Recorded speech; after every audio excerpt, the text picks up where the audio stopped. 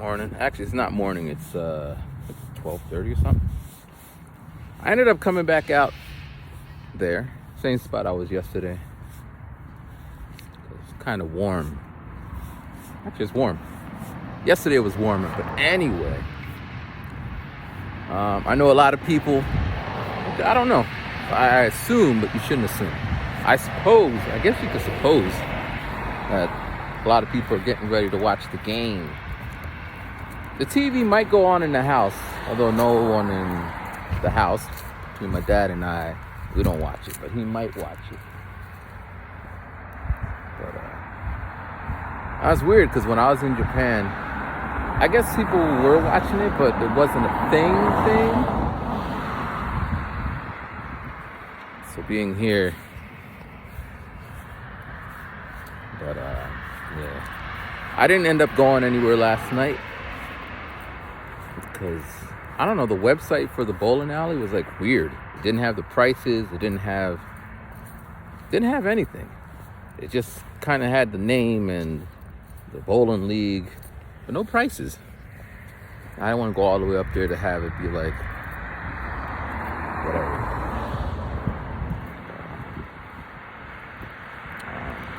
Yeah, so yesterday I was talking about my school, and I agree, I'm not going to say anything to the lady, the teacher. I don't know if I told you that this is about her. She once said, she's like a Karen. You know, like the Karen, the person who gets in people's business, like Karen. Like she said, I'm like a Karen. I know. And she's proud of that. She once told one of the kids, the kids were like, yeah, my grandma lives on such and such thing. Oh, yeah. I once sued them once because their house was so dirty. Like, she said stuff like that. But anyway, so yesterday the principal called me. She's like, hello, Mr. Bailey. I was like, hello, principal.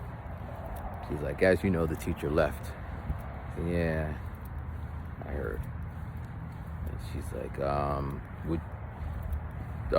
would you be interested in being the sub, the permanent sub for 5th grade? And I'm thinking logistics. That's how I always think, logistics. Well, it's nice that, yeah, I don't just like the kids and I have a plan for them. These kids can't tie their shoes or tell the time and, other stuff, but no one seemed to think that's an issue. So I'm gonna have them learn how to tell the time. I'm gonna have them learn how to tie their shoes. These kids can't make a line. Like if you tell them to line up, they clump up.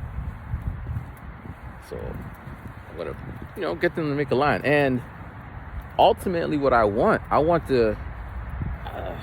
Now this is what I want. Whether it'll happen, but I would like them to get a sense of pride. Like, yeah, everyone's looking down on us. Teachers leaving and quitting because they think we're nothing. And then have them turn around. They might make a movie from this. Turn around and all become like straight A students and astronauts and shit. But so on that front, yeah, that's cool. But then on the logistics side, I'd be doing more work, and I don't think they're gonna give me more money. And it's not about the money, but I'm gonna be doing more work. Now I'm grading papers, and I gotta learn. I would have to teach them math, science, English, religion, social studies. I'd have to learn, read the books, come up with the lessons, test them, correct the papers, learn the computer system for grading that the school's using, go to teacher meetings, maybe stay after work, blah, blah, blah. I got to go to mass now because before it's like, there's no reason for me to go to mass, not even Catholic. And now if that's my class, I got to go with them. Mass is boring. No disrespect. I'm Baptist. We got So kind of interesting. And now I'm kind of, if I stay with the company that hired me and sent me to the school, now it's weird. I can quit the company that hired me and work directly for the school, but then I will get a pay cut because apparently I make more than the teachers there. I mean, they get benefits and all that, so it might equal out in that sense. But where I'm at, I make more money, but the company I'm at's a piece of shit. Because I told them from day one, this school is kind of, without throwing them under the bus, just saying, this school, they got some issues, and can you guide us, because I was speaking on behalf of the other teachers, can you guide us on how we can do our job in such an environment? And the lady I was talking to just like, don't worry about it, it'll get better. Clearly, it hasn't gotten better. So this is all going to happen tomorrow. And I'm going to play that card like I should get paid more money. Because clearly because basically how these things work, let's say I'm worth $10,000 an hour. And they're taking, let's say, $8,000 for their pocket, and they give me $2,000. That's usually how it works. So I'm sure they can negotiate to give me more of the money that they're getting from wherever. I think that's fair. Or I don't know. I think if I say no, it's going to get extra work because, the school's without a teacher, and so I don't know. But like in my classroom, the 5th grade, there's not even a working clock. It's been broken since the day I got there. So that's one reason the kids don't know how to tell the time, because there's no clock. I went to Staples yesterday, $12. So I might pick up one today. $12 stop. I might get a suit, become the teacher. Put on my glasses that I don't need to wear, but I'll look all, hello kids. I'm thinking about doing a pizza party at some point for my 5th grade. About 21 kids, 2 slices each. So I don't know how many boxes of pizza or how much. So I got ideas, just whatever. But yeah. One reason I ended up staying outside and walking, because I'm down to 5 hours and 30 minutes in my Billie Holiday book. It was 17 hours, just grinding away. It kind of infuriates me, because it'll be like, you know how it goes, Celebrities, whatever. They could do all types of shit, but people still love them. Like Chris Brown, him and Rihanna had the thing, and then after the fact, it's like, well, people make mistakes, but they wouldn't apply that to their own family member. Like if their mother, brother, cousin, whoever in their own family made a mistake, they'd be like, you're such a terrible person, I can't. Like when a celebrity person dies, people cry and shit, but they don't really cry so much. Like, how that's just weird. I get it, but I don't get it, But that's just how it is. And reading through this, it's a 17-hour book, so it's talking about, they spend a whole lot talking about how, she always ended up finding men that weren't good for her. And there was a passage where it's saying where she had a show and her boyfriend was like, go downstairs so I can fix you up. And then he would beat the shit out of her, kick her and jump on her stomach. And all the musicians are upstairs waiting. And they're like, where is she? She's like, she's down in the basement. And they're like, you gonna get her? Like, I ain't going down there with, his name was Levy, John Levy. I ain't going down there with John Levy. So they just sat up there and waited. Then she comes up and she's all like bruised and shit. And they're saying, that's, like, I'm quoting, I'm quoting. They said, her ribs ached, her shoulders ached from being kicked, and her crotch ached. And then he said, but it's good because she sings from her crotch. Like, these are but everyone's like, they love her so much. What? I don't want friends like that. There's another one where her boyfriend scared away all the piano players. He was basically stealing her money and shit. all her boyfriends were. She didn't want the nice guys. She wanted those guys. And she didn't have a piano player, so she had someone call one. And they're like, hey, can you play for Billie Holiday? And he's like, I don't really know her music, but thank you for asking. He hangs up.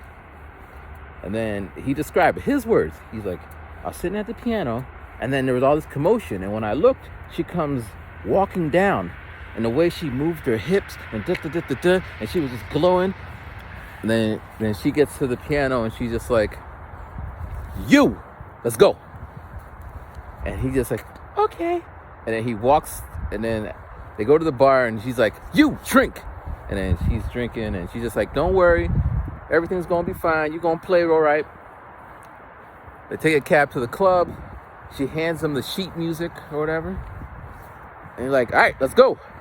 And then, like, in the audience, there was this famous, it'd be like Dr. Dre is in the audience, and you get up there, and then Dr. Dre's like, yo, just do the best you can. We all know. And he gets up there, he does his thing, and then she's like, you gonna be with me. She says to him, you gonna be with me. Like, you would think she was like a sorceress or something. Sorceress. Like, what power? And that's, like, I don't know if it's... Because someone who is so influential like that, just to kind of disappear. We don't really hear nobody. We hear Taylor Swift and the Beyoncés and all that. Maybe they have the same whatever. So it feels so like mystical. And then as I read into it, it's like, I want some of that. I mean, I have it, but I don't have it. And then I kind of... So when I was in Japan and I was working with Mami Sue, I would tell her, you remind me of Marilyn Monroe, because she's also a kind of, someone seductive and whatever, not necessarily a musician, but people love to see her. But I was thinking she wasn't a Marilyn Monroe. She was more of a Billie Holiday. And they actually have a word for what she was, because they would say, and this is quoting from the book, they'll say, yeah, Billie wasn't a singer. She wasn't a musician. She was a stylist. Stylist. I only heard that phrase used once when I did a podcast in Japan, and he said stylist. Freestylist? So what I do, freestyling, I'm a freestylist. Like it's a thing. If I would have known this, I would have dug into it, leaned into it. But I remember, one time I was at some event with Mami Sue, and there was a singer, Monique. So Monique, she got up there, I think she did like a Roberta Flack song. She's hitting all them notes. She could sing, she does her thing. And then Mami came up after her and she did what she does. And it wasn't like, okay, like they're two different things, two different whatever. Anyway, so I just had that thought. I was gonna email Mami that right now, but I don't think I will, because it's like, I don't know, she would have to know Billie Holiday. I don't think she knows her. Have to. We haven't talked in a while, but yeah.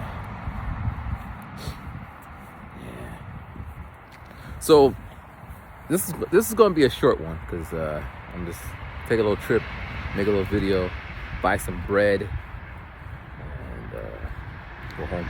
But today when I was making my song for the day, I woke up at 4, but then I turned over, and next thing I know, it's 6:30. I just went back to sleep. But then the song I made, I didn't pick anyone from the past. I just focused on now, the future. Because someone was like, do Black Future Month. And I think that's what I'm gonna do for the rest of the month. And the flow sounds different, because if I have to squeeze it, I mean, it's a skill, and I might come back to it, because you got to learn it. If that's the prompt, you got to whatever. But it feels more like Like if I want to say, and he kicked him in the nose, because Dave Chappelle has a bit, but I'm not going to say it, where he's like, kicked him in the nose. Then you'd have to like, I be on this microphone when I be spitting the flow, I jumped up and then I kicked him in the nose. Like, or you could be like, wherever I be on the MIC, I kick him in the nose. And that's happened. Like you could put it anywhere, really. Or you could be like, I kick him in the nose. I kick him in the flow. Anyway, you get the point. Different ways to put it in there, but you got to put it in there because that's the thing.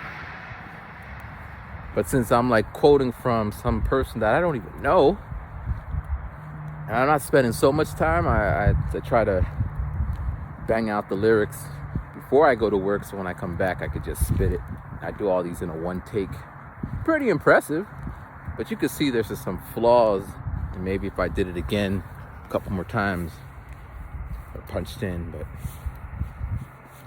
you know, it is what it is. Yeah.